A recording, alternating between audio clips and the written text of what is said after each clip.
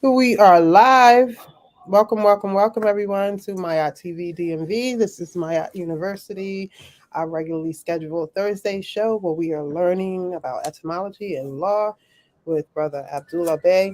And at 9 o'clock, Shem Bey will be on as well. How are you, Abdullah?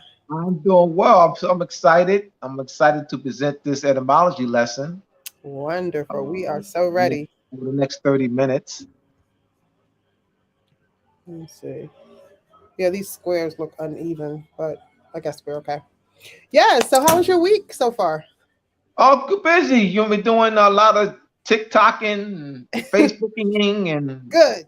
and Instagramming and lives and reels and, That's connecting good. with lots of people, people who've known me over the years. And I've now been, for the past 6 weeks, very, very active on social media. People are Good. not used to me being this active. I've been writing, researching, writing, researching, writing and Mm, research for 20 years. And I haven't had time, you know. So I'm reaching out to a lot of people. that's good. We need to learn more. So that's a good thing. So what do we have to look forward to tonight?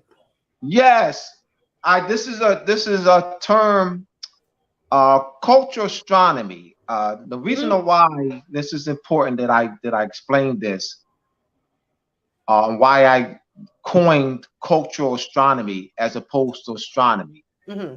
We in teaching our people, our children, and as well as the adults, is that we have to show that astronomy is the everyday culture, not Mm-hmm. um not I don't want to plant in the people's minds that astronomy is a field of study that you study in school. Mm-hmm. It's not a field. That's not how we approached it. That's not how we, lived it.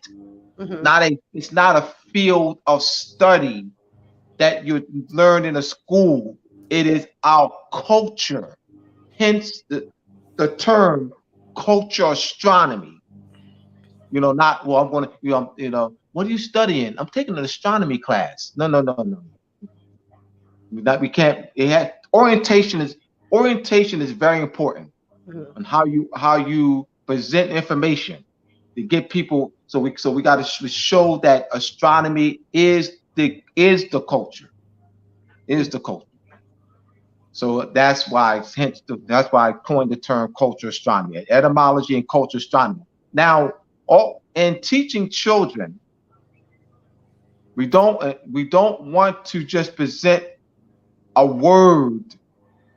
You got to place the words in its culture. It's what's called setting and libin. It's cultures and settings. It's called setting and libin. You place the word in its culture, setting, and time. So, and that's what we're gonna be doing tonight.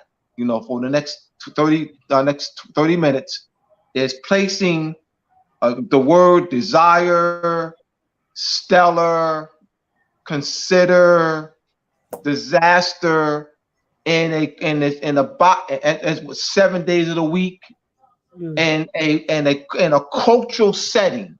So we're gonna start off with a video, Najma, so I can get the people's minds, and this is how we're gonna be teaching to the children. All Okay. right. So this is not a random anything. This is a setting this. We're setting the stage, or giving proper orientation.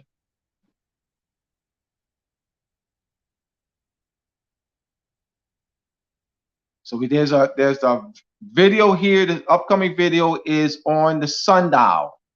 A sundial. What is a sundial? How does a sundial function? And then we can, this is also um, great in teaching Groundhog Day. Why ground seeing shadow, not seeing shadow. We can. I probably would tie that in too, because it does relate. Yes. Okay.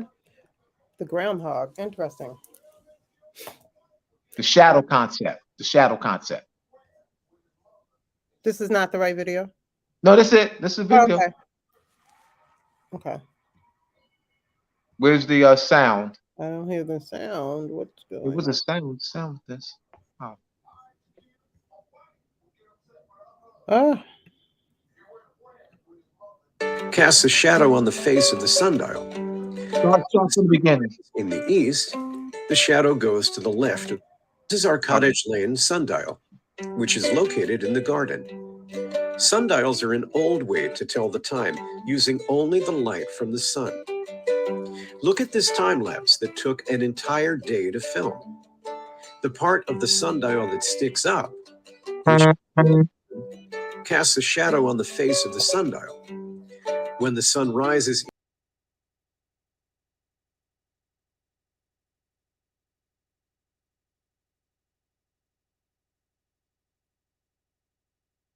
What happened to the sound?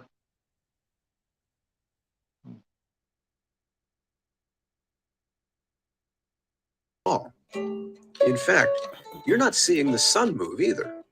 What you're watching is the rotation of the Earth, which is what gives us day and night and makes the sun appear to move across the sky. Here in the northern hemisphere, the shadow moves to the right as it crosses the sundial.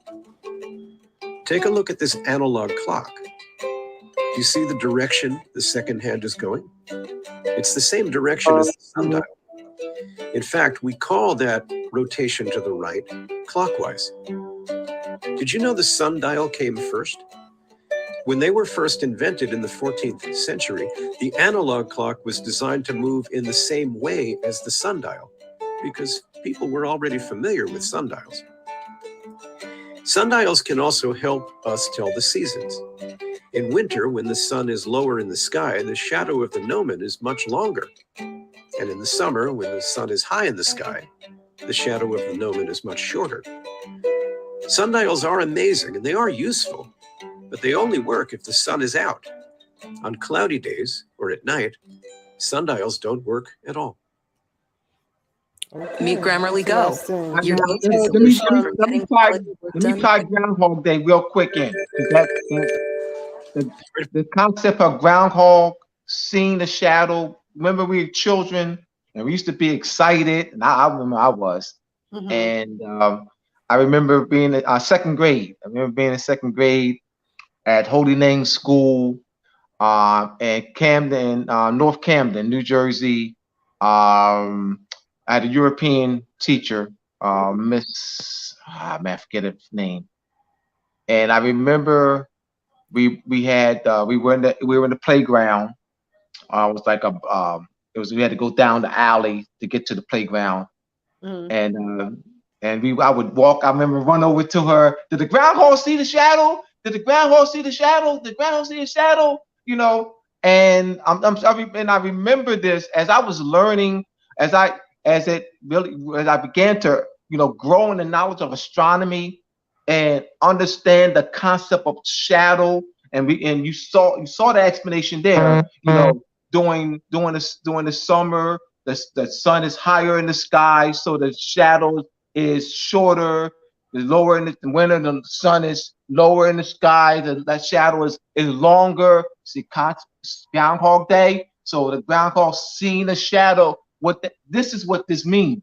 They Mhm. just that's the concept of shadow will let you can determine time as well as seasons.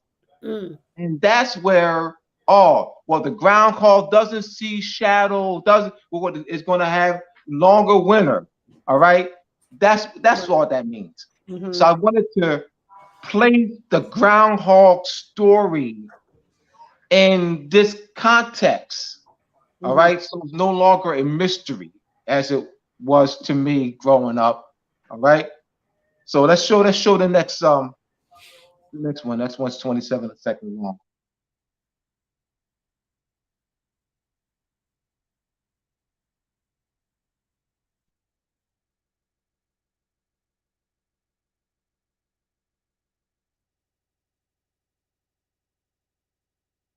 Yeah, so this video is it's 27 seconds long.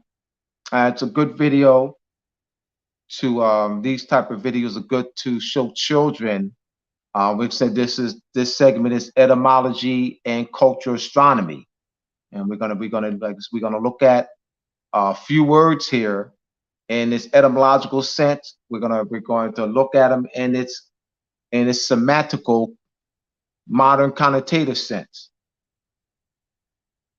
Now you hear you'll see the, let's say this is 27 minutes long, and you'll see the shadow marking. It's animation. It's an animation during the course of the day. All right. So soon as it's coming up. The next one. This is the same one. Najma, this is the same one. The other video. So she'll be getting the other video up there, and you'll see that it's an animation viewing of the. Here he is. Yes.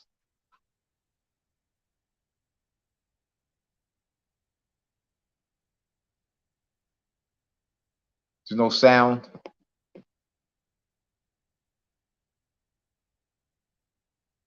Horizontal sundial, Shadow Pro. All right. We just added up. The 27-second video with the animation. Najma. No, this isn't it. It's just 27 seconds long.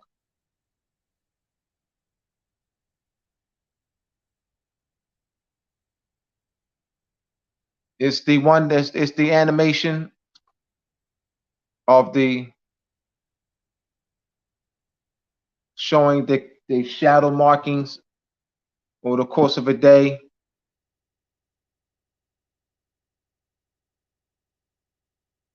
The one that's 27 seconds long.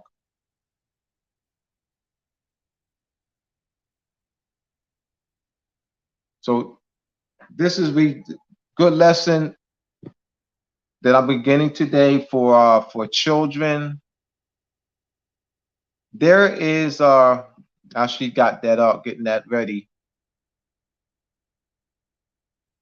There's a scene in the movie called Escape with Arnold Schwarzenegger and Sylvester Stallone, and they're on the prison is actually the ship is actually the prison, and they're actually Sylvester Stallone's character is making a makeshift the makeshift astronomical device, you know. And so the person who goes out, he tells the warden, says to the warden that he wants to go out to above the ship so that he can have Allah see his face. But what he was doing is charting. You couldn't get it up. We have those two that you sent me, and that's all I played because those are the only two I had. The other one was 27 seconds though. That's fine. All right. So let's go to the words. Culture, etymology and cultural astronomy. We have the first word. That's what I'll read this. Etymology and cultural astronomy. Do meaning of words evolve or devolve over centuries? A. Do the meanings of words expand upon the thoughts, ideas, and concepts of original meanings of words? B. Do new meanings hide the thoughts, ideas, and concepts of original meanings of words? So first, A. Do the new meanings of words expand upon the thoughts, ideas, and concepts of original meaning of words? B. Do new meanings hide the thoughts, ideas, and concepts of original meanings of words? So we're going to look into that. All right, and you'll wait to see. We're going to answer the question. So we have the first word. I think the first word on the list is disaster. Disaster. You have the prefix dis and the root word aster from the Greek star.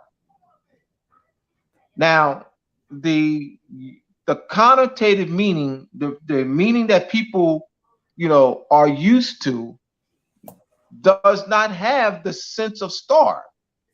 So the people's concept of the disaster is what? A calamity.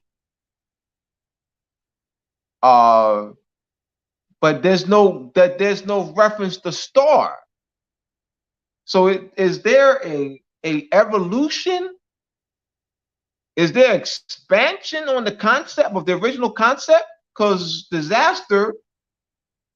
disaster is where occurs when a star is not in alignment. A star is in an unfavorable position.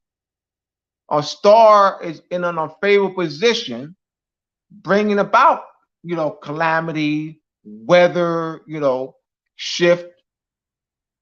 So there's the modern connotative meaning has no reference to its etymology. Consider what you've been taught and how people use the word consider, and they use it in a sense of thought, upon, to think, to ponder, to examine. But let's look at the word. Con is the prefix, sidere, coming from the Latin, sidere, star. So there's no reference to star in its modern use. A consideration is to observe the stars carefully. To observe the stars carefully. So the concept of astronomy is lost. There is not an expansion on the concept of astronomy in its new meaning. The new meaning does not carry its astronomical references. Desire. The prefix ser is the French form of the Latin sidere. So you have the word consider, S-I-D-E-R, and consider, S-I-R-E, and desire, S-I-R-E, is the Latin form is the French form of the Latin sidere. So desire, etymologically, is waiting on a star. Waiting on a star. So there's no reference to star in its modern use. Desire. A strong feeling of waiting on something to happen. A strong feeling on waiting on something to happen. Or waiting on something. Where's the reference to star?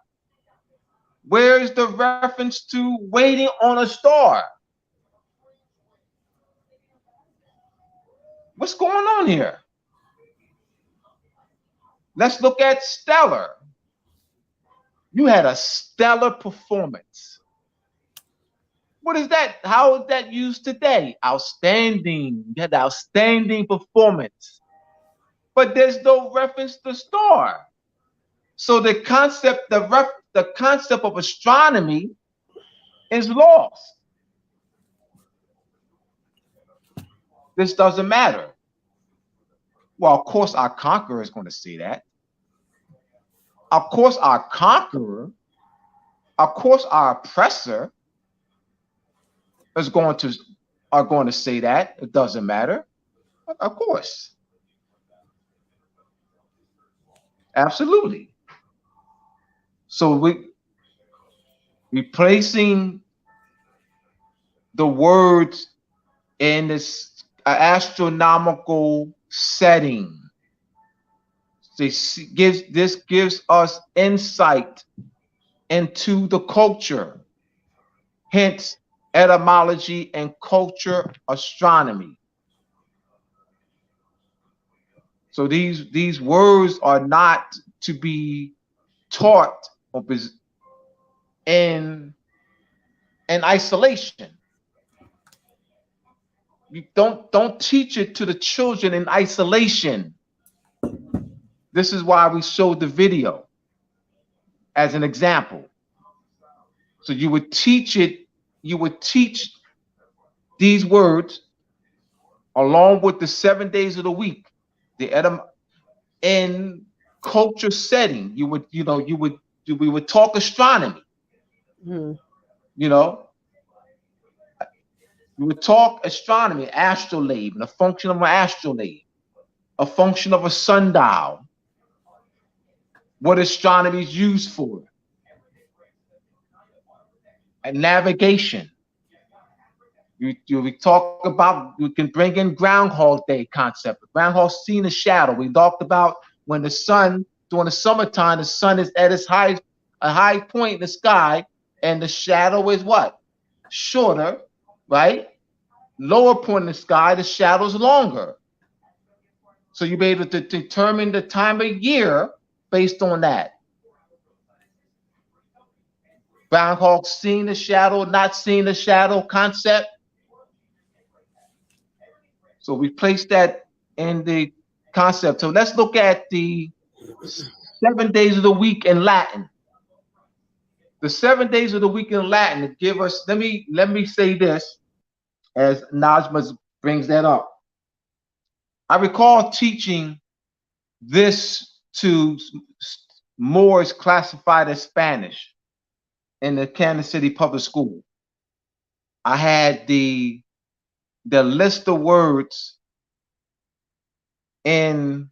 Now remember, keep in mind, rather, that these Moors classified as Spanish have spoken both English and Spanish all their lives. All right? They have spoken all their lives. They have said mi Hercules. They've said mi Hercules all their lives. They said Viennes all their lives. They said lunes all their lives. Here's the kicker. But what they did not know is that, remember, they've said these words all their lives now. So when I wrote the Spanish words down, the Spanish words for the 7 days of the week, they didn't get it.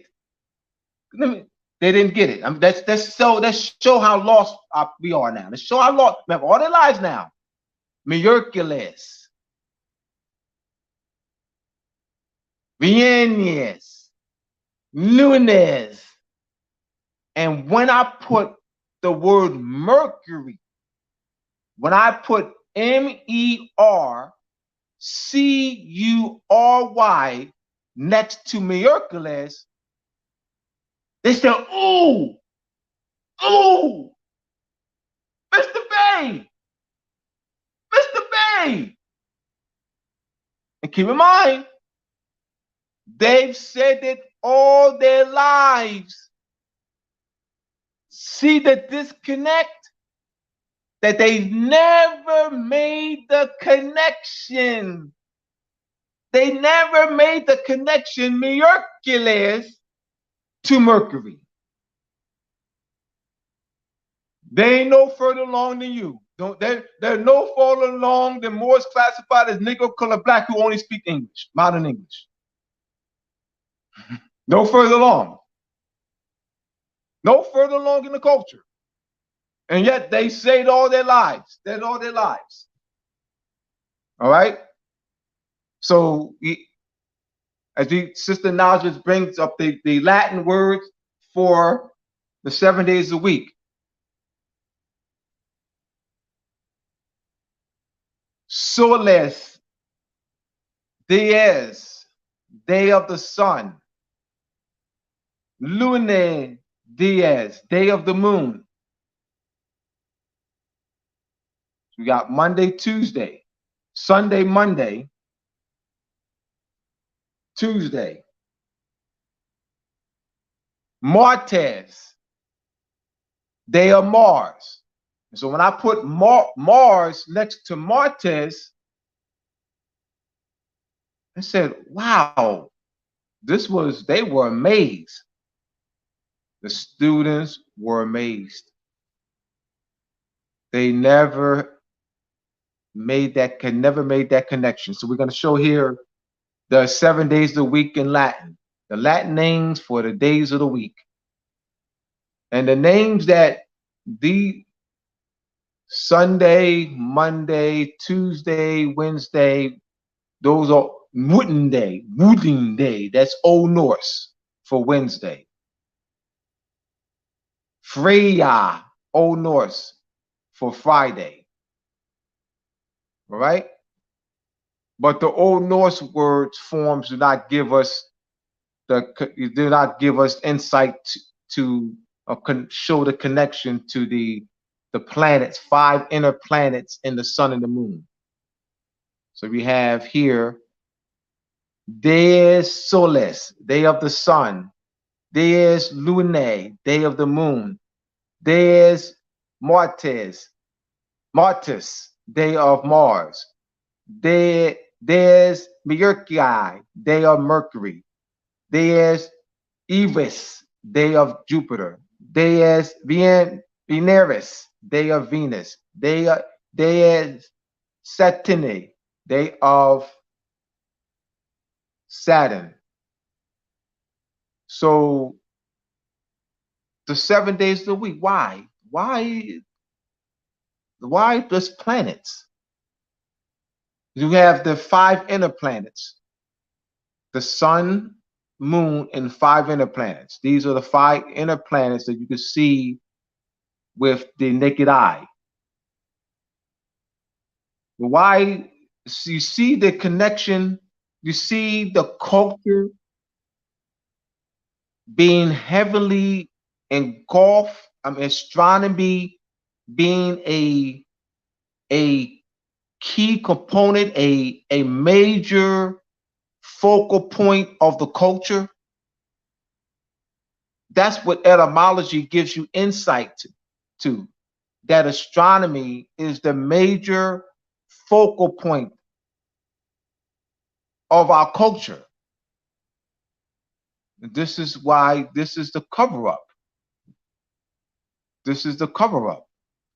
There is a 3-volume book, The History of the Moorish Empire in Europe by S.B. Scott. You could volumes 1, 2, and 3. You could also Google Moors in Europe, Moors and astronomy in Europe, Moors and medicine in Europe.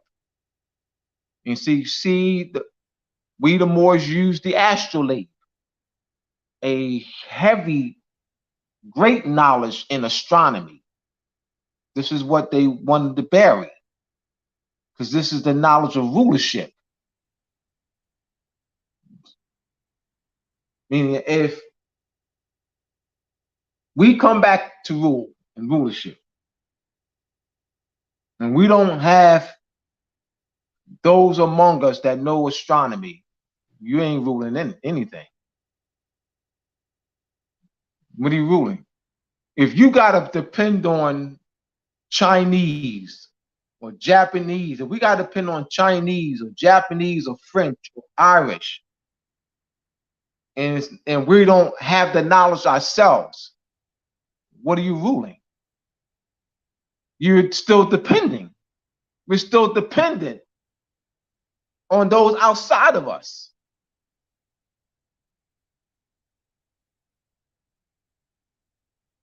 All right. We're going to show the 7 days of the week in Spanish, and then we'll finish up here.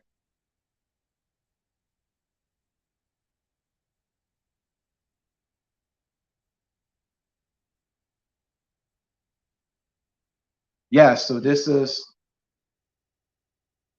you show your children this. These you place them side by side. You have the Latin, Spanish, or you start Latin, Spanish, the English, and like I said, the English is the modern English, particularly Wednesday, which is Wooten, Friday, Fria, Frega, is from the Old Norse. That's the Old Norse.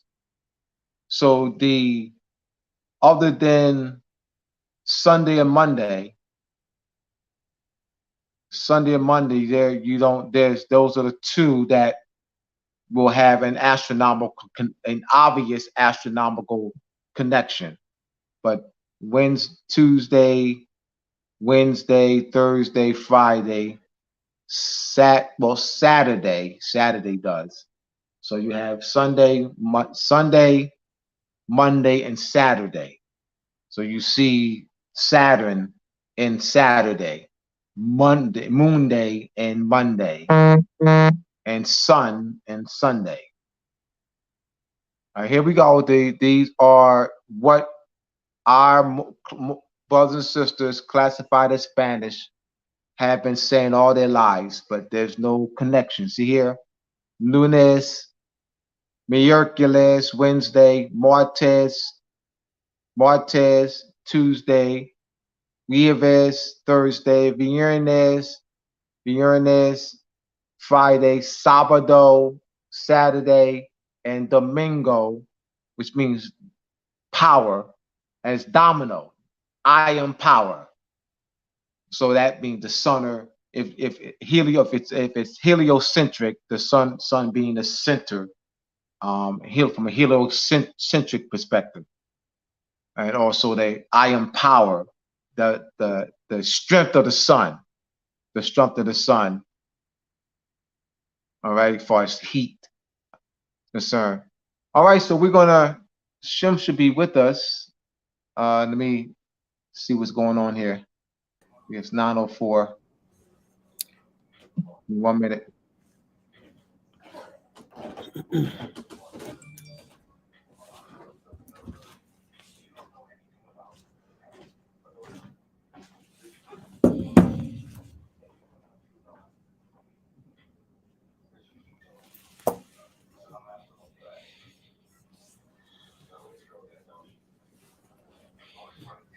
Peace, everybody. Please like the video before you forget and before we end.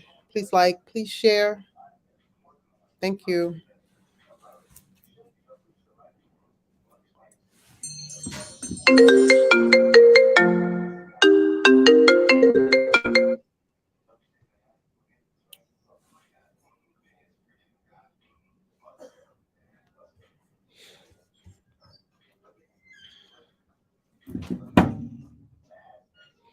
Okay. Oops. Go to that section. He's coming on. Okay. And last week, someone put in the chat about the classes, the Morse Treaty Protection and Constellation course, 101, course 201. As Shem explained, someone was able to use some of the principles as taught in the classes. So we're going to, this is coming from chapter 8 of Moors and Masonry part 2. This is the Shem Malachi Bey's proposal and plan to facilitate the restoration of national political unity among the Moors. That's that chapter in my book, Moors and Masonry part 2. This is the last 12 pages of the chapter. We have you'll see the list of topics that are the list of major topics discussed throughout the course. Morse Treaty Protection of Coastal Relations.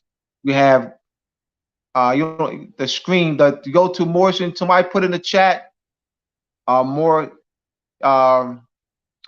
Moroccan Post Media YouTube page. The Moroccan Post Media YouTube page. This way you have the courses. The classes for the courses are on the Moroccan Post Media YouTube page. So let me read this here, and I'll have Shem do a summary. It comes on of the course. Education as a long-term strategic plan approach. The facilitation of political legitimacy, the will of the people, the consent of the people, and good government through education, large-scale community outreach, and networking. The Moroccan Post School for Government and International Law's main objective is to facilitate the national political unity of the various Moorish governing body into a Moorish intergovernment alliance and Central Moorish Imperial Parliament Council. The ultimate goal of the Moorish Intergovernment Alliance would function as a Moorish provisional government, transitional temporary government to provide international representation and an international voice for our people who, in large numbers, are currently subjugated under an apartheid United States system of legalized slavery, evidenced through the mass denationalization of the original autochthonous, native, aboriginal, indigenous peoples of the land. Furthermore, this provisional transitional Moorish government would facilitate a temporary transitional Moorish government structure to use diplomatic channels and international law to engage in diplomacy with the European nations with which we, the native Moors of the land, have treaties, so as to stay in unity with the treaties as the laws of the land, and in honor with international treaties, agreements, covenants, declarations, unions, and conventions of indigenous aboriginal people that form the impact with each other, compact, and along with treaties signed with Great Britain, France, Spain, Portugal, England, Great Britain, Sweden, the Netherlands, Dutch Republic, Belgium, Denmark, Sardinia during the 1500s, 1600s, 1700s, 1800s, and the de jure United States Republic of America in 1787, 1836 as the ruling principle and norms of the law. Short-term survival approach versus long-term strategic planning approach. Yeah, it's across the screen. You see the Moore's orders, Masonic, mooresandmasonry.org, and the Moroccan Post Media YouTube page. Short-term survival approach versus long-term strategic planning approach. A short-term survival approach, no strategic planning, no goals and objectives, no facilitation of the recovery of lost Moorish sovereignty, Moorish statehood, re-entering the international community of nations under the reversion of sovereignty as an old and original state, and re-establishment of diplomacy with the European kingdoms with which we negotiated treaty from the 1500s to the 1700s. No plan to command the enforcement of post-millennium as to address Pope Alexander VI's papal decree of Inter Terra Divina of March 4th, 1493. All right, we have here objectives of the Moroccan Post School for Government and International Law, national education, community outreach, and network. 1, facilitate education in the communities in Moorish nationality, national identity, consanguinity, Moorish history, Moorish culture, international law, Moorish treaty enforcement, diplomatic and consular relations, political science and political philosophy, government and constitutional principles. 2, to develop study manuals. 3, to develop courses in preparing Moors for self-government. 4, to develop courses in preparing Moors for Moorish treaty enforcement, diplomatic and consular relations. 5, to facilitate lecture series. 6, to facilitate study groups. 7, to facilitate community outreach liaisons. 8, to facilitate the distribution of a community education newspaper. See, this is structure. This is structure that we're going to show the international community. We're going to show the international community that we have a structure, that we are structured, that we have a plan of action that's written down. This is why it's in my book, Chapter 8 of Moors and Masonry. Chapter 8 of Moors and Masonry will be structured into a separate book.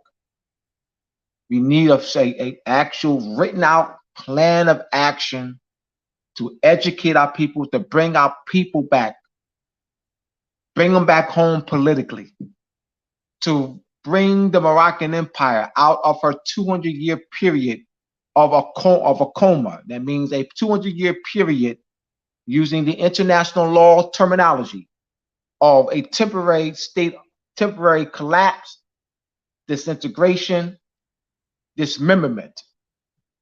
That process in international law is called the recovery of lost sovereignty. Courses offered at the Moroccan Post School for Government and International Law. Main objectives of the courses: 1, restoring protection to our people, the native Moors of the land, through Moorish treaty enforcement, through Moorish government structure, diplomatic channels, central authority, diplomatic relations, and consular relations. 2, the names Moor and Morocco as the focal point in European kingdoms, politics, treaties, trading, commerce, diplomatic, and consular relations between the 700s and 1800s. We have 3, right? List of courses: Moorish body politic formation, constitutional government of principle course, 12 sessions. This is once again on, you'll see it across the screen, Moroccan Post Media YouTube page. These are the first 3 are free courses. The first 3 are on the Moroccan Post Media YouTube page. Moorish Treaty Protection of Consular Relations 101 course, 9 sessions. That's on the Moroccan Post Media YouTube page. Moorish Treaty Protection and Consular Relations 201 course, 10 sessions. We have not completed that course, 10 sessions. So we have, I think, 4 or 5 so far that's on the Moroccan Post Media YouTube page. These are the paid courses: Contract Law 101, Contract Law 201, International Law, the seminar, the Laws of Moorish Sovereignty, 3 sessions. That's free. That's on the Moroccan Post Media YouTube page. I thought 2 and 3 we have to be done because part 1, part 2, and 3 are not functional. So we have to redo those. Seminar: Government is the secure party creditor. That's 1 session. That's on the Moroccan Post Media YouTube page. Etymology: these are paid courses. These are paid courses here. Etymology and semantics: study of true meaning and new established meanings, as well as how newly established meanings supplant the origin, true, and historical meanings as a basic tool for the manipulation of reality through the manipulation of words, and thereby controlling the people by controlling the meaning of words. The basic tool for the manipulation of reality is the manipulation of words. If you can control the meaning of words, you can control the people who must use the words. Philip K. Dick. This is the paid course. Grammar as the building block to reading comprehension and writing 101. Study of parts of the sentence and questions they ask. Sentence patterns, personal pronouns, case, person, number, and gender. This is the paid course. Grammar as the building block to reading comprehension and writing 201. Study of verbs, tenses, moods, and aspects. This is another paid course. Grammar as the building block to reading comprehension and writing 301. study of phrases, gerunds, participles, and infinitives. This is another paid course. Grammar as the building block to reading comprehension and writing 4.1. Study of clauses, noun clauses, adjective clauses, and adverbial clauses. We are structured, we are focused, we are determined.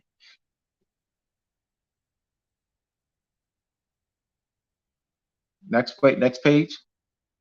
All right. Topics. These are the topics taught in the Moorish Treaty Protection and Consular Relations courses. Just once again, the courses can be found on Moroccan Post Media YouTube page. It's being flashed across the screen. These are major topics.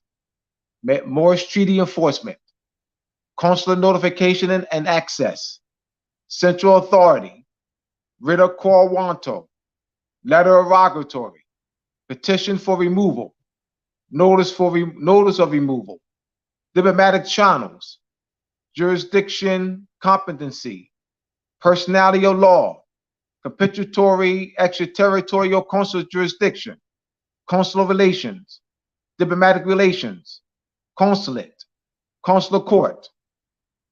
More topics taught in the Moorish Treaty Protection and Consular Relation courses. United States legislation to enforce treaties. Shem with us?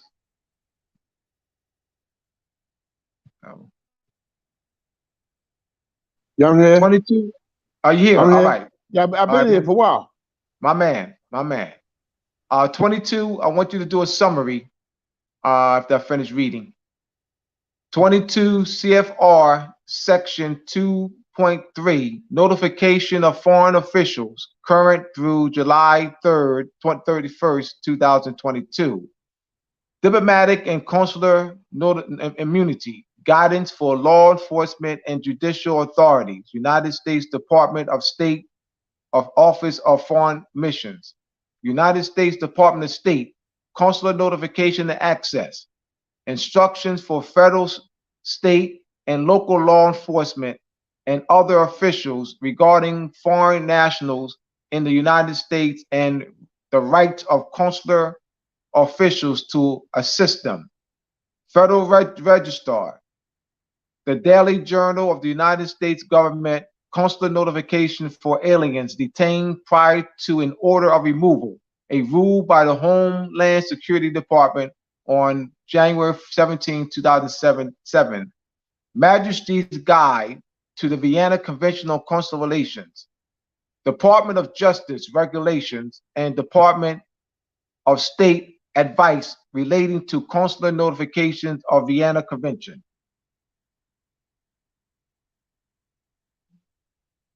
All right. Application of Article 36 of the Vienna Convention to criminal proceedings. This is Title 28 USC, that's United States Code 1783. Assistance to foreign and international tribunals and to litigants before such tribunals. Federal criminal prosecutions and the right to consular notification under Article 36 of the Vienna Convention. Consular notification challenges under Article 36 on direct appeal following conviction. A, dismissal of indictment or suppression of evidence. B, reversal of conviction and appellate standards of review. C, application of the plain error standard. D, application of harmless error standard. The right to consular notification, the cultural bridge to a foreign national's due process rights. Steps to follow when an individual believed to be a foreign national is arrested or detained. Petition for post-conviction relief and review. United States Senate Committee on Foreign Relations is a standing committee of the United States Senate charged with leading foreign policy legislation and debate in the Senate. United States Committee on Foreign Relations to the United Nations, January 20th to January 21st, 2000, addressed before the UN Security Council by Senator Jesse Helms, Chairman. Field hearing, implementation of UN reforms. Review of United States participation in the United Nations. Hearing before a subcommittee of the Committee on Foreign Relations, United States Senate, 88th Congress, first session, March 13, 1963. The 13th report, U.S. Advisory Commission on International Education and Cultural Affairs, June 30th, 1977. The role of treaties in the development of international law. Jurisprudence in the writ of quo warranto. How to use the Moorish treaties and Moorish political structure to address disputes and conflicts. The function of Moorish consuls and Moorish treaty enforcements. How to command the judge to issue the writ of quo warranto. This is some good stuff. Once again, this is in Chapter 8 of Moors and Masonry, Part 2. The title of Chapter 8 of Moors and Masonry, Part 2 is the Shem Malachi Bey's proposal and plan to restore national political unity among the Moors. Some international law terms taught in the Moorish Treaty Protection and Conservation courses. Once again, these are topics, major topics taught in the Moorish Treaty Protection and Conservation course 101. The Moorish Treaty Protection and Conservation course 201 can be found across your screen, the Moroccan Post Media YouTube page. Go to town on this, Moroccan Post Media YouTube page. All right, some international law terms taught in the Moorish Treaty Protection and Conservation courses. Treaty, Convention, Act, Vienna Convention on Diplomatic Relations, Diplomacy, Diplomat, Diplomatic Relations, Diplomatic Channels, Ambassador, Minister of Foreign Affairs, Secretary of State, Vienna Convention on Consular Relations, Consular Relations, Consulate, Consular Court, Consul General, Consul, Vice Consul, Consul Commission, Letter of Executor, Compitutory, Extraterritoriality, Extraterritorial Consular Jurisdiction, Consular Jurisdiction, Consular Notification, Central Authority, Letter of Rogatory, Res Judicata, Stare Decisis. This is well structured. Once again, you go to the Moroccan Post Media YouTube page. All right. This is once again Chapter 8. This is coming from Chapter 8 of Moors and Masonry Part 2.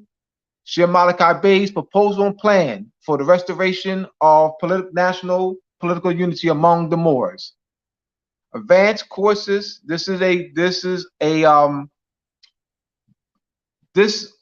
outline comes from a book, and you'll see here.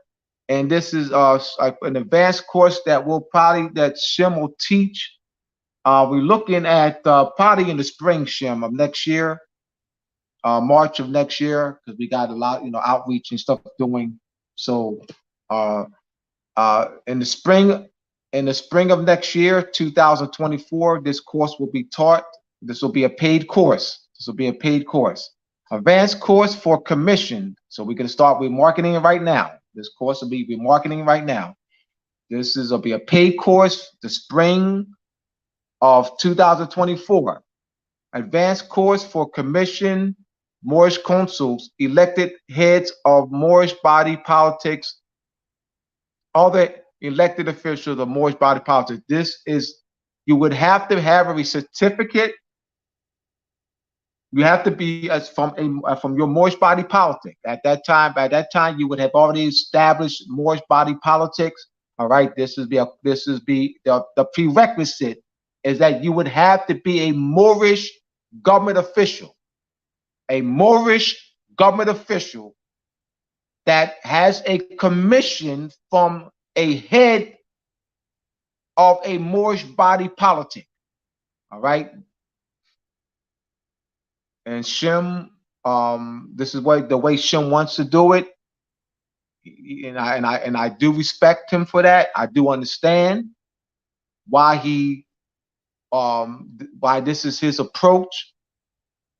That because we want to function. We don't want somebody to just come off the street to be interested. No, you have a position already. You're being guided to help our people. This is to help our people, not for, this ain't fun and games. It's not fun and games. It's not something of interest, not something that you're interested in. No, this is something that you're going to be applying. So this is why be in a position that you can operate and function with this to help our people. All right, parts of the course outline are from Chapter 9, Heads of States and Foreign Offices, Chapter 10, Diplomatic Envoys, and Chapter 11, Consuls, from the Oxford Public International Law by Sir Robert Jennings, QC, and Arthur Watts, KCMQ, QC. Chapters 9, 10, 11 are from Part 3, Organs of States for the International Relations. The book has 4 parts. Part 1, the subject of international law. Part 2, the objects of international law. Part 3, the organs of states for their international. I the misprint, the typo there. Part 4, international transaction. We want the world. We want the world to hear us. We want the world to hear us. That we are focused, we're structured. We are focused to facilitate competency among our people. This is why we have courses. This is why there'll be course booklets. This is why I put this in chapter 8 of my book. We want the world to hear us. We want the world to see us. Heads of states and foreign offices. Positions of heads of states according to international law. This is the outline. This is the outline for chapter 9 of the book. Chapter 9 of the book is titled Heads of States and Foreign Officials. Positions of heads of states according to international law. Heads of states in general. Competence of heads of states. Honors and privileges of heads of state. This is very comprehensive book. The 4 parts, very comprehensive. Monarchs and presidents. Sovereignty of monarchs. Presidents, not sovereigns. Consideration due to monarchs and presidents. Monarchs and presidents treated similarly. Consideration due to heads of states abroad. The retinue of heads of states. The families of heads of states abroad. Position abroad of a head of state in a private capacity. Head of state traveling incognito. Deposed and abdicated heads of state. Regents. Heads of states in the service of foreign states. Foreign officers. Position of minister for foreign affairs. Conclusiveness of statements of foreign ministries before national courts. Diplomatic envoys. The institution of legation. Development of legations. Diplomacy. The language of diplomacy. Rights of legation. Concept of the right of legation. What states possess the right of legation? By whom the right of legation is exercised? Diplomatic relations. Kind of classes of diplomatic envoys. Envoys, ceremonial and political. Classes of diplomatic envoys. Ambassadors. Ministers and envoys. Charge d'affaires. The diplomatic corps. The appointment of diplomatic envoys. Person and qualification of the envoy.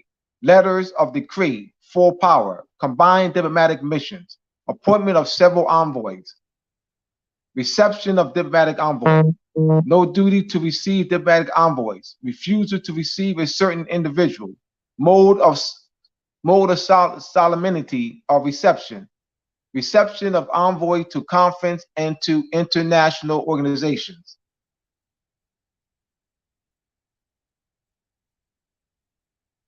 Function of diplomatic envoys. On diplomatic functions in general, negotiation, observation, protection, miscellaneous functions, abstention from interference in internal affairs.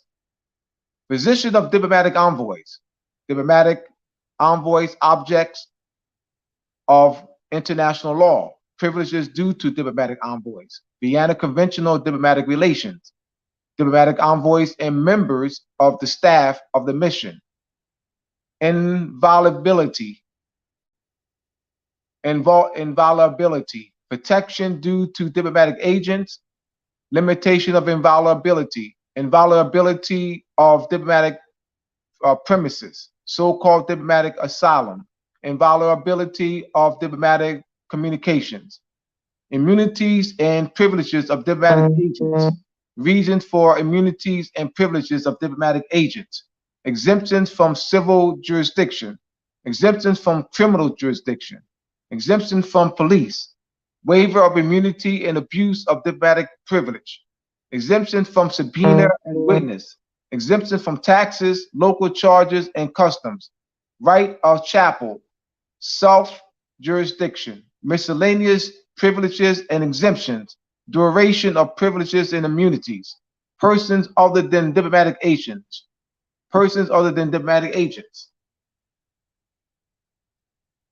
members of the staff of the mission, private servants, families, diplomatic couriers, position of members of diplomatic missions as regard third states, possible cases,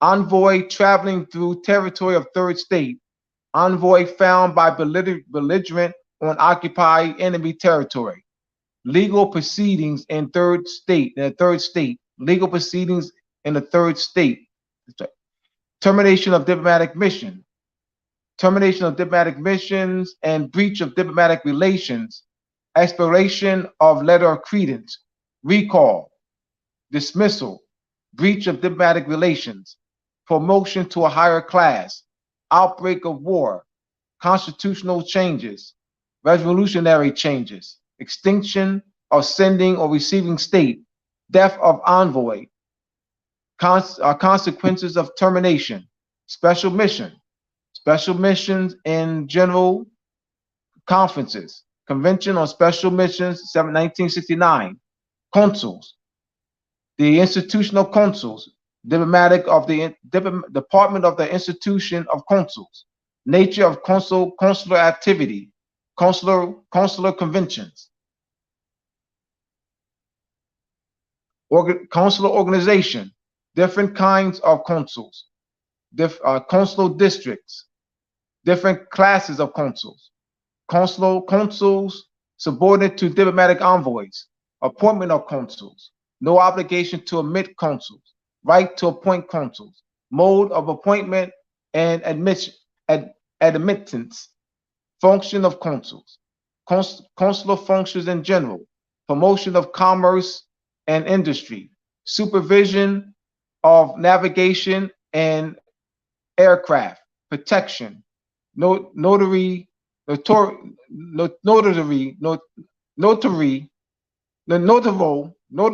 functions, positions and privileges of consuls, position of consuls, consul privileges, the duration of privilege and immunity, the obligation of third state, termination of consular office, cases, causes of termination, change in headship of state, consequences of termination. Moroccan Post Media. The Moroccan Post Media is a social media, educational, and community outreach vehicle. All right, so we got one more page, I believe.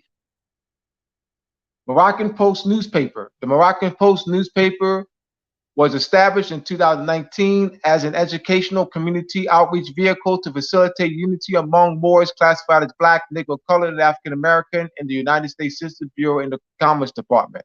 Masonic Gate. Masonic Gate newspaper, Abdullah Il Talib Moshe Bey, yours truly. Masonic Gate newspaper established in 2011. The Masonic Gate is an outreach and educational vehicle to Eastern Stars, those are ISIS, Masonic, and Masons, classified as Black, Negro, colored, and African American in the United States Census Bureau and the Commerce Department. All right.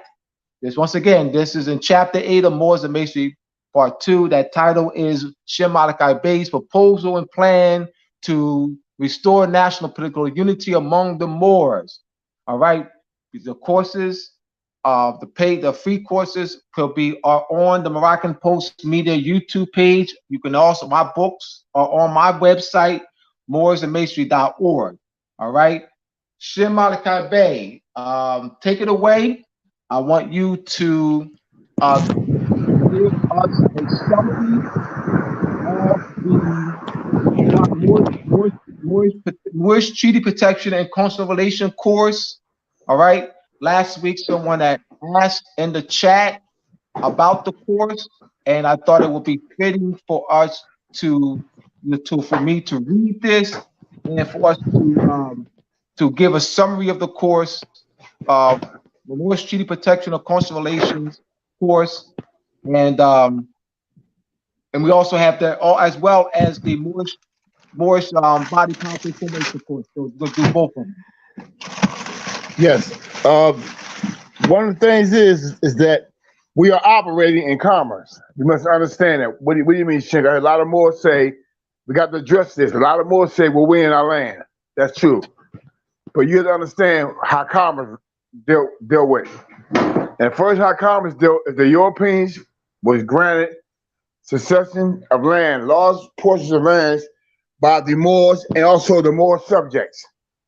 What I mean is that they went behind the Moors' backs into their associated bands with the Europeans considered as being subjects. The subjects of Morocco, the Europeans went to them behind the Sultan's back and signed treaties with these kings and queens that were considered as operate their own sovereign body in the Moroccan Empire. And what happened is they granted and ceded large portions of land to the British Crown, France, Spain, other nations, Dutch. From there on, they built what you call roadways. Like today, when they build a modern house, off the ground, it's an erection off the ground. When they build a roadway, when they take concrete or asphalt or anything and build a large roadway and they build a bridge over the land, that's considered commercial commerce. When you crossing that bridge or you crossing on that land, or you going inside, living inside one of the erections, you go inside erections that got the name of a license existing under the laws of that state or that commonwealth or whether that colony, you need consular protection. Why? Because legally, by our agreement with them is that when we're in their political jurisdiction and boundary, we have protection because we're in our land, but we allow them to have their own political jurisdiction to govern themselves. So when we go among them in that political jurisdiction, we have to be judged as if we were one of their citizens. We are considered native to the land. So that's why it's very important to have a council or standing government to protect you. Because we don't understand. We keep saying, well, we are the land. I understand that. But you have to understand commerce. So this is very important. You got to understand commerce. See, the first thing is, we know we've been subjugated. Professor Abdullah is clearly right there through language. You must understand how the outer war is being fought. They couldn't beat the Moors in battle and war. They had to come up with a plan. The plan was, in the art of war, was to come up with a strategic plan to overthrow the Moors, and how they did it was through language, education.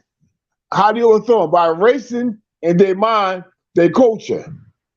Therefore, they're not able to hand down their wealth. Not able to pass down the wealth because they can't control and possess the land anymore. They consider it as tenants in their own land. And now the foreigners became the lords and landlords, and you became the subject tenant. And thing about it is now our women have not can be respected under matriarch principle because they can no longer hand down the education and knowledge that was given to them from the fruit of the womb. Having labor, bringing forth a child, they can no longer nourish the child, not only physically, but they can't nourish the child mentally. They can't give the child that mental nourishment they need. They grant who they are, the language, the customs, all is learned inside the house by the mother. Then that village together collectively make sure the child stay on point, make sure that's protected to the village, the clan, and the tribe, and the people. So we got to look back at this right now. The people that survived back then had communities. They're always together as a village, a clan or a tribe, a group or a band. They stuck together and band together and took care of themselves. They band together, did their own commerce. They trade them on themselves. And when a foreigner comes in, they institute what you call a foreign agreement, a treaty or an agreement. And when they enter that agreement, that is the law, that is the judgment, that is the adjudication that judge first. Any adjudication that made pertaining to both of them people have to be made according to that already settled judgment. A treaty is a indemnity policy. It ensures and protects the national of the land and the receive and the citizen of the receiving state, gives them the status of protection, the benefit of being protected on their own rights and their own political territory and jurisdiction. And we have not yet. Now we are doing it. We're coming to the knowledge of it now, is that in order to function as a body, as a government, you got to be a body of people. As a nation, you got to tie yourself back to the motherland.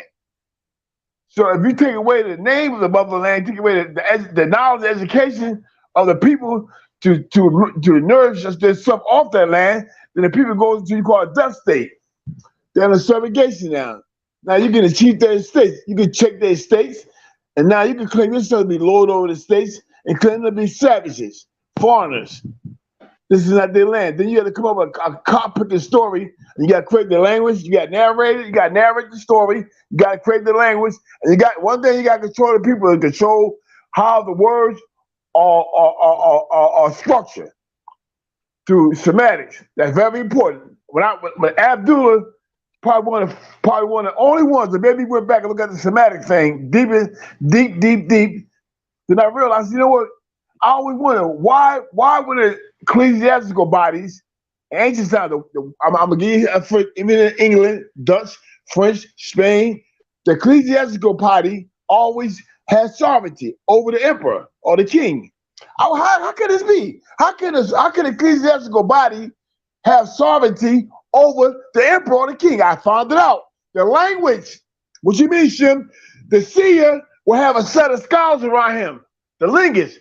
The seer will give the meaning and definition to the word. He will not allow the common people or that government body of people of the emperor or king or any government or president or prime minister give any legislation passing of any laws to make a determination of how the words apply to that congregation, that assembly of their people. So I realized, wait a minute, the seers make sure that he sits down with the scholars and say, this is the meaning of this word. Write this word so nobody can hold any dominion on my people. The assembly, who's the people? My followers. The seer is the Lord. He's the Lord proprietor over all the nations because the powers of the unseen world, the hierarchy, had moved on him, gave him the power to speak. And when he speaks, he given a language of words, a meaning of a word come from him to language.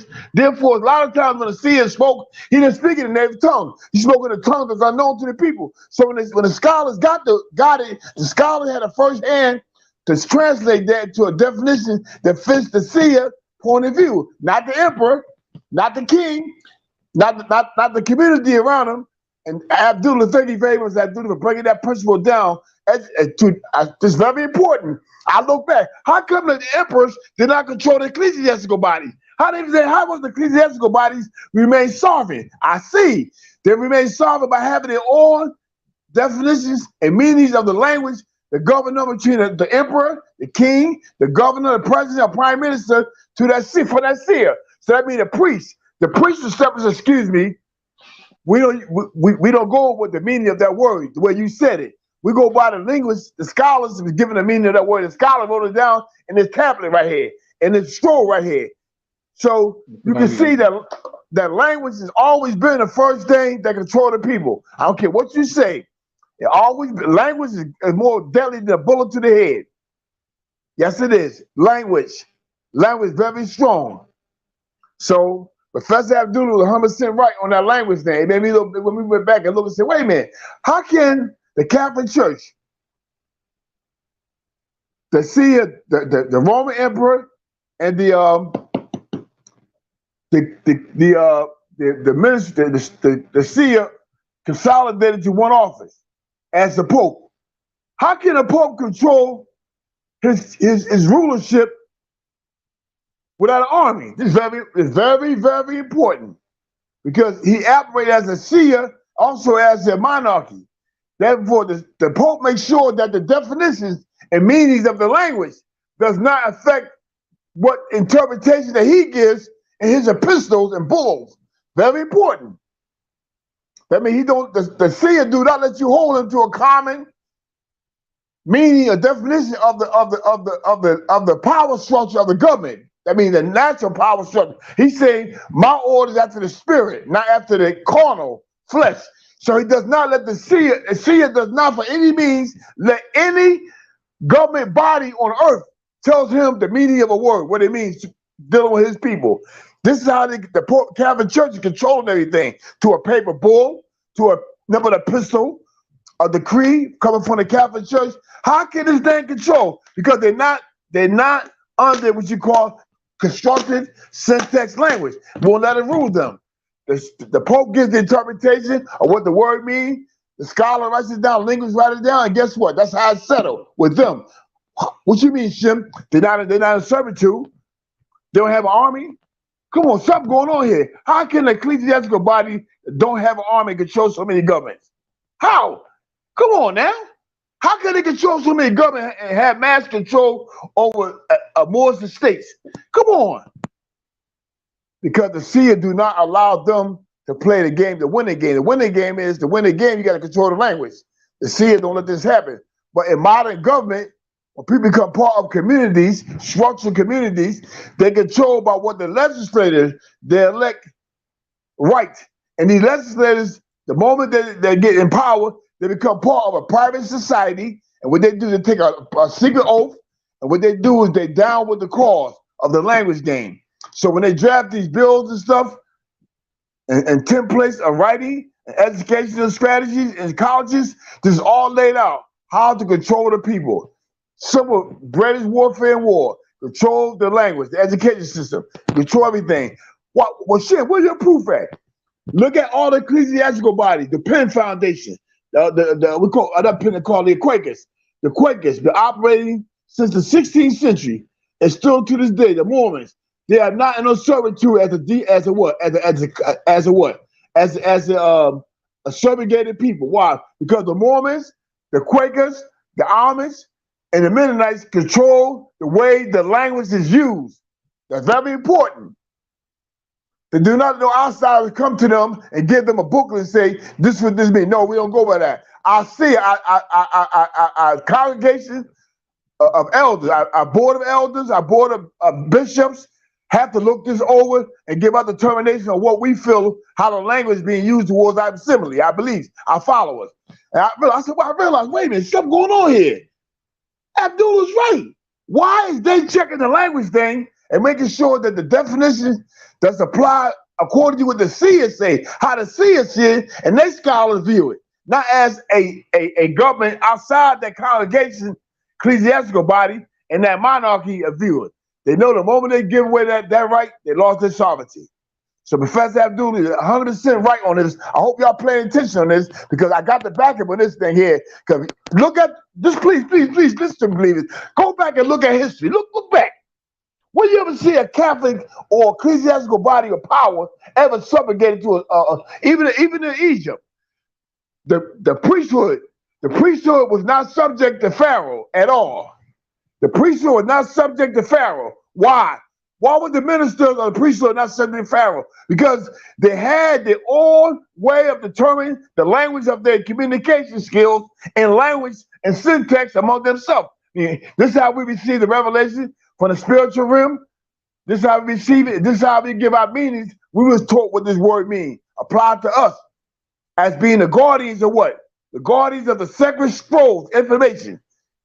And they would forbid Pharaoh, the presidents, the governors, the prime minister, the ambassadors, anybody from interfering with the structure of the syntax of that language. So it's very important. I had to bring this up because we're dealing with language here. If we look back, we can see this. You want to add anything to Professor Abdullah? Professor, want to add anything? That was great right there, Shem. I have nothing to add. Just continue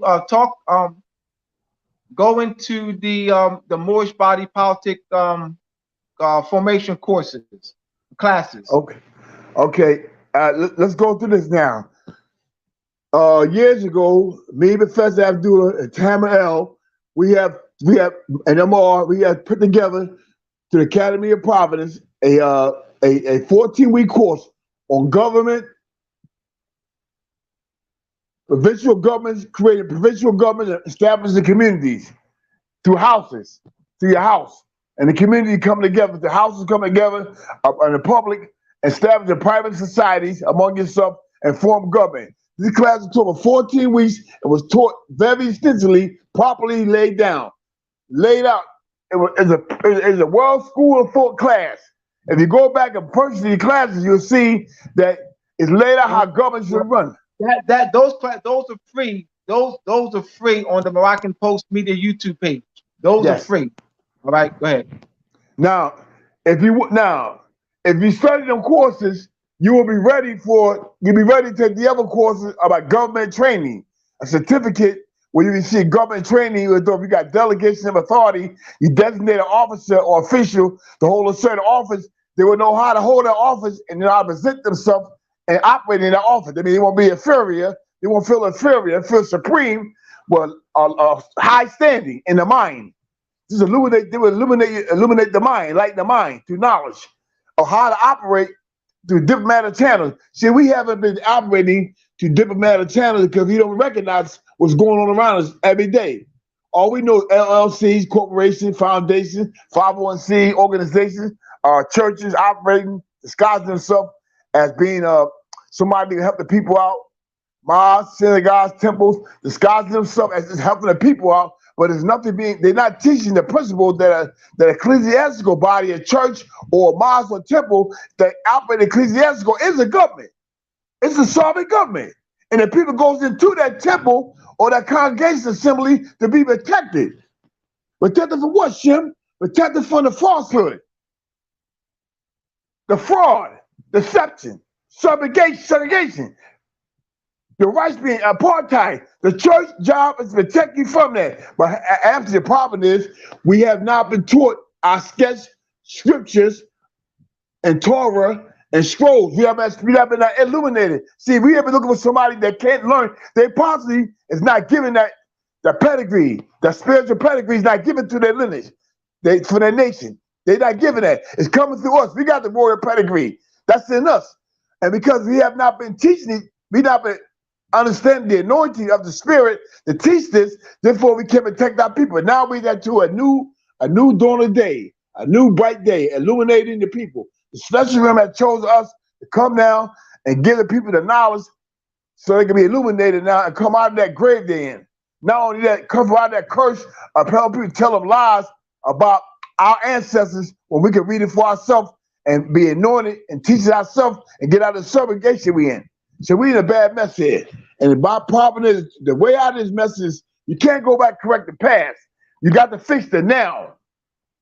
What you mean, Shem? If my roof leaking, right, I can't go back and stop the hole. How do I stop the leak?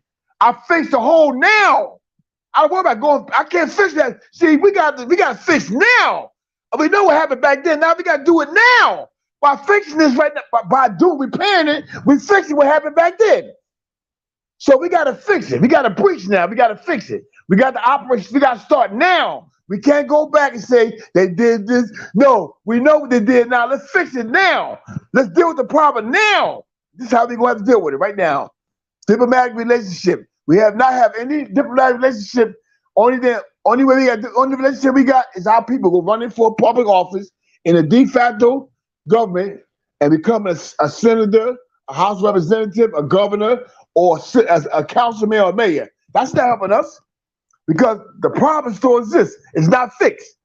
All you do is, what we do is we going along with the fraud. We say, well, we can't beat them. We get down. Since we can't beat them, we get down and join them. No, we don't have to join them. What we can do is get educated and get illuminated in the mind, where we can think like them. What do you mean? Think of protecting ourselves, protect and protect our wealth, our children. Let's think like our people in the past. Look back. How did they think? How did they think back then? First of all, once again, I'm gonna say it again. Thank you, Professor Abdullah, for breaking this down. Look at the ecclesiastical bodies around the world. Look at Saudi Arabia. They are governed. Turkey, Saudi Arabia, Iran, Afghanistan, Pakistan, all these sovereign republics are operating to a seer. Hear me out. Prophet Muhammad, the seer. Watch this. And the interpretation of his revelations is already given by what? Him and his scholars. So therefore, Saudi Arabia, Pakistan, Iran, any Muslim state does not let any foreigner come in and control the language of their speaking, the language of how they worship or how they pray. That's very important. Controlling that language means a lot. And how you stop this? By teaching us that weigh everything on a scale. Go back and say, wait a minute, how come when this applies to the seers, the ecclesiastical body, European political territory jurisdiction, how come they got power, not have power over them? Because these people realize that you cannot let nobody dictate the language, the knowledge of the language, the definition and meaning of what language, what it means to the people.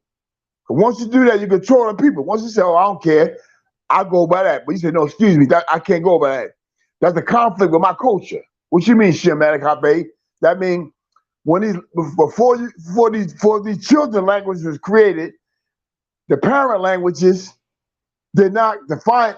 When the seers spoke in these languages, they did not define the words, and they were using the modern language. They were not defined. I mean, the modern definition that you're using was not defined by the ancient seers and the way you're using it. That's to lock yourself out of servitude. Matter of fact, I believe it was Great Britain under England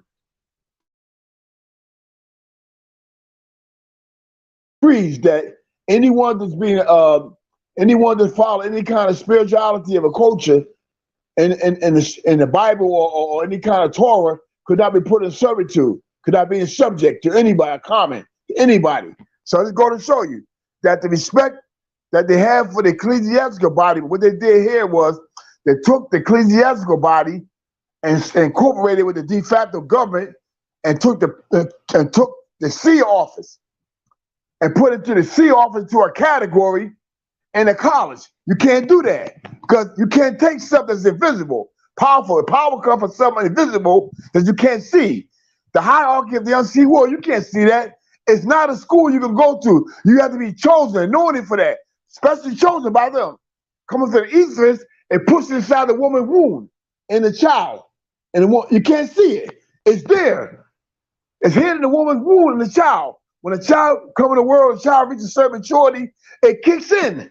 It kicks into his clonal system of his nerves of the brain, and it starts kicking out. Which means the oxygen, the carbon, that gift that's put in there, a fire, is put inside a child. Now it kicks out. It brings out the revelation for redemption. And this is where we have lost. So we have to come together as a community first. It'll make a difference to your ecclesiastical body. That's good.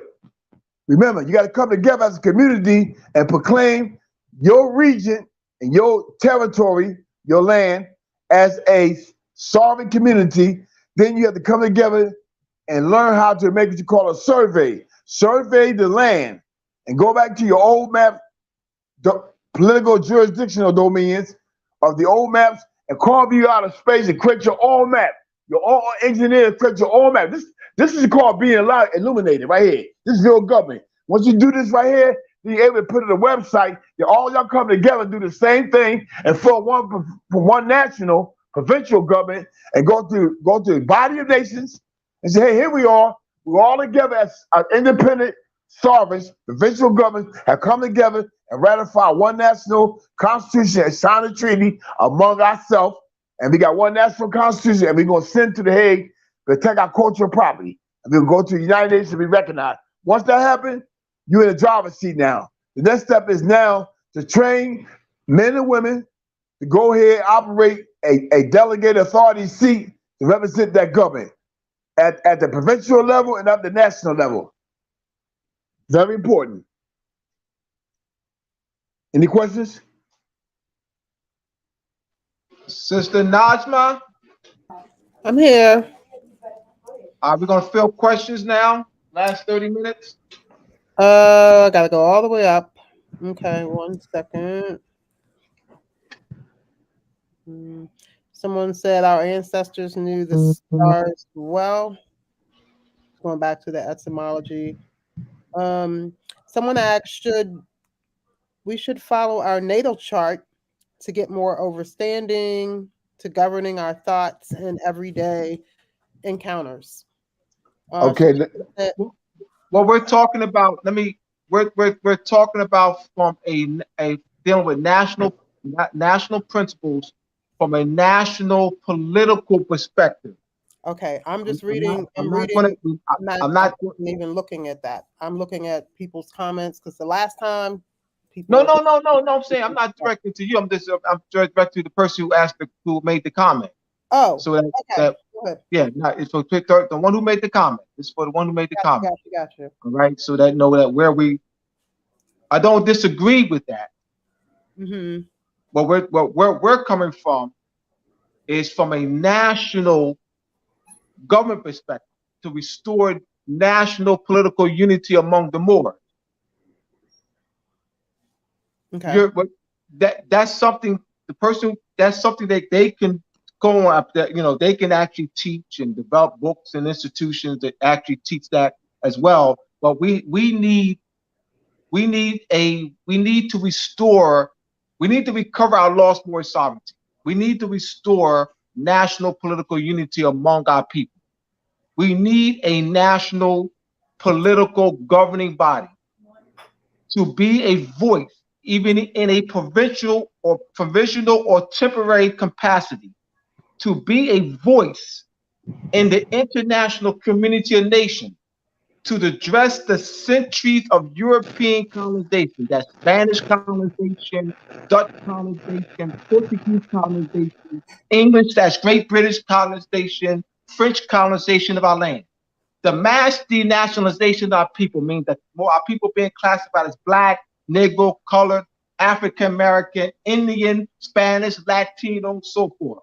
The apartheid, medical apartheid, linguistic genocide. We need a Moorish national governing body to be the voice for our people in the international community. That's what the Shem base plan is about. That's chapter 8 of Moors and Masonry part 8. Chapter 8 Moors and Masonry part 2. Shem base proposal for the restoration of a national political unity among our people. We need that. We needed it 100 years ago. All right, but they, no problem. We facilitating that. All right. Next question. When we regain our lost sovereignty, will we still be a part of the present peace treaties? All right. Yes. Let me answer that. All right. Let me answer that more specifically. Those treaties are in Moors and Masonry Part 1 and 2. The treaties are listed in Moors and Masonry Part 1 and Moors and Masonry Part 2. Those treaties, so they can understand the history and what those treaties are about. France, Spain, England, the Dutch Republic reached out to us, reached out to the Regency of Algiers, the Regency of Tunis, for those treaties for protection for them. We were seizing their ships. We were, in 1198, the Order of the Trinitarians was established in France. In 1238, the Mercenarian Order. For 600 years, the Mercenarian and the Trinitarian orders, these are redemption orders that were established to raise money to get Europeans out of Moorish captivity. Over a 600-year period, they were able to raise money to get tens of thousands of Europeans out of Moorish captivity. There was the major issue. Those treaties, the 1682 treaty, I had to go in detail. Because if I'm too general, they're not going to understand it. They're not going to understand if I'm too general. And the 1682 treaty between Algiers and Great Britain. That treaty, that's a major treaty. You have dealing with the navigational passes. Navigational passes were very important for England and France and Spain and Portugal, the Dutch Republic. Those passes allowed them to sail the Mediterranean and the Atlantic without being molested by us. Those treaties that I have listed in Moors and Masonry allowed them to expand their trade and commerce. We got to understand the history. Those treaties were major for them. Those treaties positioned them in expanding their trade and commerce and extending protection to their citizenry and subjects. The treaties between the Moroccan Empire and English and Great Britain protected the English merchant ships, crew, and sailors. The ships that left the English colonies on our soil and sailed to Europe. Those Moorish treaties between England and Morocco protected those ships. So we got to understand the position and power of the treaties for them. So yes is the answer, but I wanted to go more detail in it. I got to go detail because they're not going to, if I don't explain some detail, they're not going to get it. All right. So those treaties you have, let me continue. One more, this last point is give me 5 more minutes. For a 150-year period, from 1600 to 1750, 6 wars between the Regency of Algiers and the Dutch Republic. 6 wars. The 1724 treaty between the Regency of Algiers and the Dutch Republic was a peace, and there was 2 wars that continued. So you're talking about these treaties that settled the war issues, that dealt with the exchange of captors, that dealt with issues of ransoming. These are major treaties. When you're talking about the issue of ending slavery, that was done through treaties. You can see that. You can see how that is negotiated in the treaties. Hear me out. I'm going to make this last point. This is not how slavery ends. Hear me out, my brothers and sisters. This is not how slavery ends. When you're in slavery, and then your captor, all right. So I hold y'all in slavery. Hold y'all in slavery. I hold y'all in captivity. I legislate. That's not how you end slavery. Hear me out, my brothers and sisters. Look at the treaties, y'all. Look at the treaties. That's not how slavery's ended.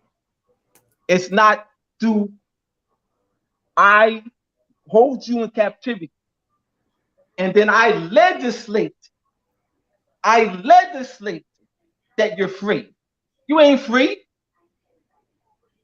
When you're talking about ending slavery, that's between two sovereigns.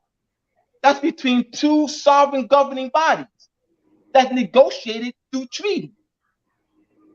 I don't hold you in captivity and then I legislate and say, now you're part of my government.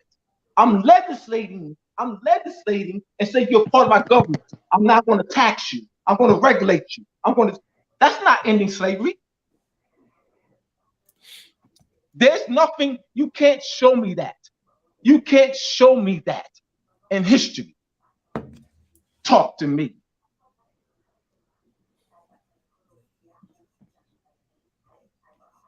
Shem? Absolutely. And listen, you cannot put a person in a cage and turn around and say, I'm gonna let you get out the cage for 6 hours, but you gotta be in the cage this time. And by fact, you can eat to a certain time. That's not freedom. Freedom is restored to the person, their first estate, where they came from. I mean, you don't belong in the cage. You free to go build your own house, go ahead and fish, hunt, go ahead and grow your food, claim the land as your own because it's your land. That's freedom. And you agreed that you, your wife, and y'all agreed to go and form any part, mingle with any people, other people that's also been in slavery like yourself. So you can't say, well, I'm gonna grant you this, I'm gonna do that, I'm gonna pass bills that allow you to come in my political jurisdiction. So if you go live in one of my building directions, you got certain rights. I'm gonna give you health care, I'm gonna give you food vouchers to buy food, I'm gonna give you a grant, I'm gonna give you protection. I'm gonna police, I'm gonna put your house, catch your father, put it out. That's not freedom. Freedom is restored to the person what was lost, taken. And then after you do that, stay out their way. On the protect them as who they are, through their heritage, like through culture.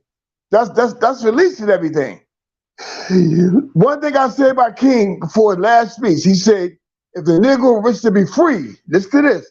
He said, the Negro had to reach down the inner resource of his own soul and sign with a pen, ink of self-proclaimed manhood. He said, no doctor can do this for you. No Zazolian, Johnsonian, Civil Rights Bill can do, or proclamation can do this for you. Why would, see, King was still letting you know, you cannot be free to don't do anything for you. You have to do it. The Negro have to reach down into his soul, inner resources. Look at the inner resources, divinity, divine now. Inner resources of his own breath, his oxygen, his carbon, and proclaim, speak, carve, sculpture, design, his language, his instrument, decoration, and claim who he is. He have to do that. That comes from inward. You have to do that. Nobody can do that for you. Only the people that do that to themselves. But it's hard to do it when you've been so indoctrinated, so put into a minute. Excuse me. It's like taking a sludge hammer and busting a man in the head, split his head wide open. You know, now he damaged all his nerves. His hand stuck to his side like this. You say, hey, cook me some food. He don't know what you're talking about. The man brain dead. He brain damaged. You know, bust his head open now. So you gave people all this fake information, fake knowledge. You break into the language, and you expect these people now to say they're free. That's why they did it for. So you can never claim to be free. It's a blow to the head. It's a blow to your mental capacity. Well, now you can't remember nothing. You become in a mental retarded state. You can't claim anything because you know what the hell you are. Yeah, that's what they did to you. Took the Moors through language and took a swung at it, a mighty blow, hit your mother and your father in the head. Then when the child came out, they bust the child, slammed the child to the floor, and damaged the child's mind. So now this process is still going on. Every time a child born, bust the child in the head, make a mental retard. What you mean? Indoctrinate the child, damage the child mentally. But we can't do it physically because that crimes against humanity. So let's do it a smooth way, the art of war. We do it through language. It won't leave a blow. It won't leave a print, an impression on the conscience of many nations. I mean, they never see it. They can never see this, what we're doing now. That's what Henry Kissinger, what's the news anchor man was saying? Not one would figure it out. Not one of me would figure this out. That's why he would say that, because nobody would figure out the fraud, what was going on. They don't know what's going on. It's language. from day one. Take a child, still in kindergarten. What you do? You brainwash the child from day one. Put the child on a brain control.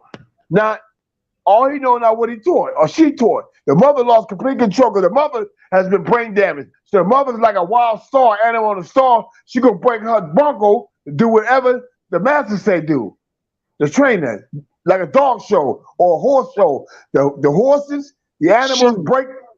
Shem, we're gonna take another question. Let's take another question. Yes, sir. What time is it? Let's get kind of late. We got 14 minutes. We got 14 yes, minutes. Okay. Yes, sir. Let's see. Would you agree that every day is Sol Day since the sun is present daily? All right, let me address that. Well,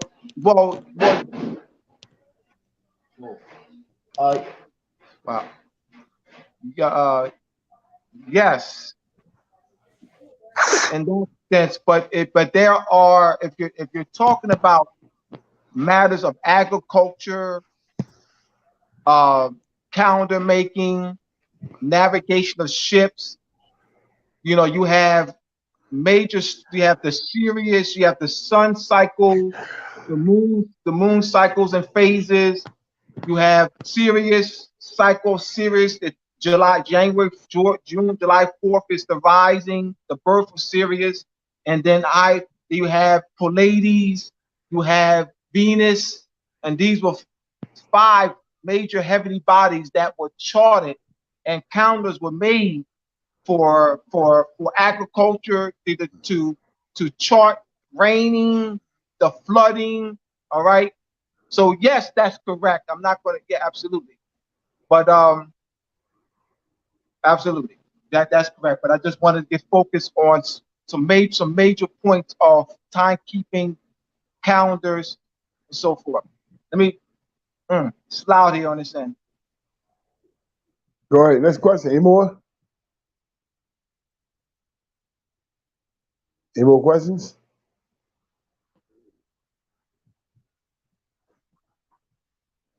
Another question? Okay.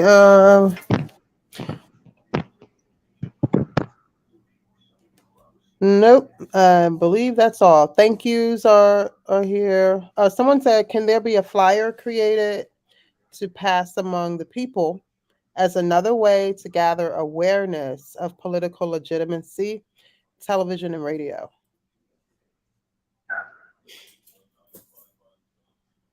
Well, we can share. But the key thing is being able to share and go out and reach. See, the key thing is anciently, if you got an ear, you can hear. You don't need an eye to see. You got an ear, you can hear. That's one of the greatest things we've been given is to hear. Because most things you can learn through hearing. You don't know education comes through seeing. Education comes through hearing first. Then once you hear the sound, you remember the tinkle of the sound. Then next thing you look at the culture, the drawings, the carving of the language. Then the eye recognize what it heard. Now it recognize what it sees through hearing. So hearing is the greatest thing in the world. When you go out to the public, if I hand somebody Abdullah newspaper to one person and he throw it on the ground, guess what? You got 1,000 people walking down the street one day. Likelihood somebody gonna pick that up and take it home. But if you say something in a crowd of people, let's say 1,000 people in that crowd hear you say something. Yeah, they may ignore you, but guess what? Subconsciously, half of them will take that back home with them in their mind. You know what that guy say? That man, woman say, or a woman say? So hearing is the most greatest thing in the world. But if we go out and reach out to the people, it's good to talk and strike up a conversation. That's why I was striking up sports. I know they've been documented in sports. That's why it's so crazy about sports, entertainment, movies to keep you blindfold of you can't see what's coming down the pipe. So I use that to get to the conscience of the people. I talk about sports, or I talk about some kind of entertainment, or some kind of movie, because I can move my way in on them. Because that's how I know to reach the mind. But the greatest thing that a man have is his ears, a woman have.